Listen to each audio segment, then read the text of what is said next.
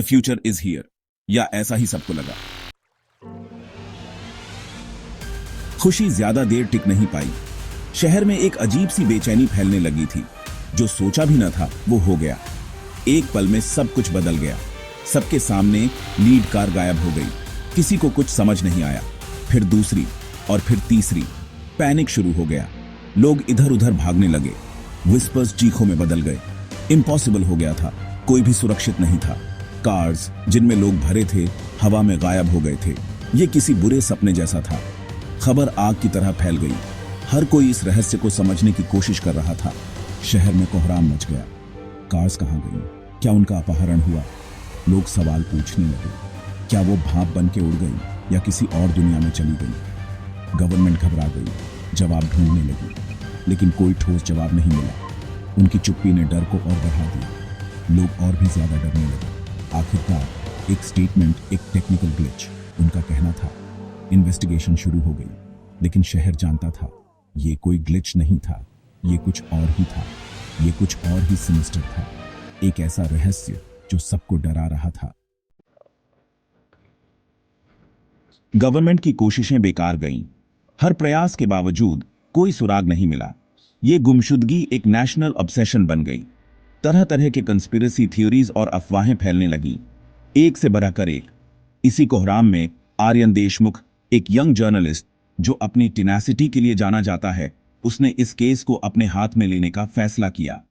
आर्यन को एक cryptic message मिलता है, they are not gone, check your inbox. यह मैसेज आर्यन के लिए एक नया क्लू था। इनबॉक्स में एक अटैचमेंट था, एक जीपीएस कोऑर्डिनेट, लेकिन लोकेशन इम्पॉसिबल थी, किसी मैप पर नहीं थी। आर्यन के मन में डेंजर की घंटी बजी, लेकिन उसकी क्यूरियोसिटी और भी तेज हो गई। वो जानता था कि वो किसी बड़े राज पर पहुंच गया है जिसे गवर्नमेंट छुपाना चाहती है। आर्यन ने अपने इन्वेस्टिगेशन को और गहरा किया। वो इस मिस्ट्री में कूद पड़ता है, सच को अनकवर करने के लिए। आर्यन ने अपने सारे रिसोर्सेज को जुटाया और इस रहस्य को सुलझाने में लग गया। उसे पता था कि यह जर्नी आसान नहीं होगी, लेकिन उसकी डिटर्मिनेशन और भी मजबूत हो गई थी। आर्यन ने हर छोटी से छोटी डिटेल पर ध्यान दिया, हर कंडीडी को जोड़ा और एक बढ़ा पिक्चर बनाने की कोशिश की। उसे यकीन था कि वो सच के करीब पहुंच रहा है जिसे गवर्नमेंट छुपाना चाहती है।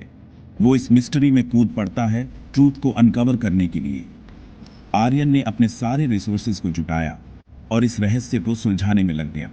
उसे पता था कि यह जर्नी आसान नहीं होगी, लेकिन उसकी डिटर्मिनेशन और भी मजबूत हो गई थी। आर्यन की इन्वेस्टिगेशन उसे क्लासिफाइड डॉक्यूमेंट्स और हश्ड विस्पर्स की दुनिया में ले जाती है। उसे एक टॉप सीक्रेट गवर्नमेंट प्रोजेक्ट का पता चलता है, प्रोजेक्ट गेटवे। ये प्रोजेक्ट, जिसे डॉक्टर मीनल कपूर लीड कर रही थी, मिस्ट्री से घिरा हुआ था। आर्यन डॉक्टर कपूर को ढूंढता है, जो अब सिक्लूजन में रहती हैं, अपने रेडिकल थ्योरीज के लिए ऑस्ट्रासाइज्ड। वो उन्हें जीपीएस कोऑर्डिनेट दिखाता है। उनके चेहरे पर रिकॉग्निशन की एक झलक दिखती है।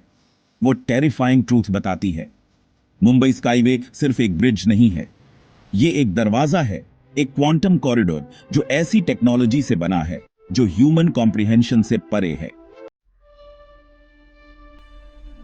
डॉक्टर कपूर गवर्नमेंट का सिनिस्टर प्लान बताती है। स्काईवे एक एक्सपेरिमेंट था, एक ऐसा एक्सपेरिमेंट जो दुनिया को बदल सकता था। एक टेस्ट रन मैटर को इन क्वांटम कॉरिडोर्स के थ्रू ट्रांसपोर्ट करने का। ये कॉरिडोर्स एक पैरेलल डिमेंशन से जुड़े थे। गायब हुई कार्स कोई मिस्टेक नहीं थी, बल्कि एक हॉरिफाइंग सक्सेस। ये कार्स एक दूसरी रियलिटी में पहुंच गई थी। वो कहीं फंस गए हैं, एक ऐसी जगह जहां से वापस आना मुश्किल है। रियलिटी के भूल भुलैया में खो गए हैं। ये एक ऐसी जगह है जहां हर कदम पर खतरा है, लेकिन अभी भी होप है। डॉक्टर कपूर का मानना है कि वो कॉरिडोर को फिर से खोल सकती है और उन कार्स को वापस ला सकती है। ये एक बहुत ही कॉम्प्लेक्स और रिस्की प्रोसेस है, लेकिन अगर सक्सेसफुल हुआ तो ये एक बड़ी जीत होगी। ये एक डेंजरस गैम्बल है, लेकिन यही एक चांस है। आर्यन सच के साथ जानता है कि उसे जल्दी एक्ट करना होगा।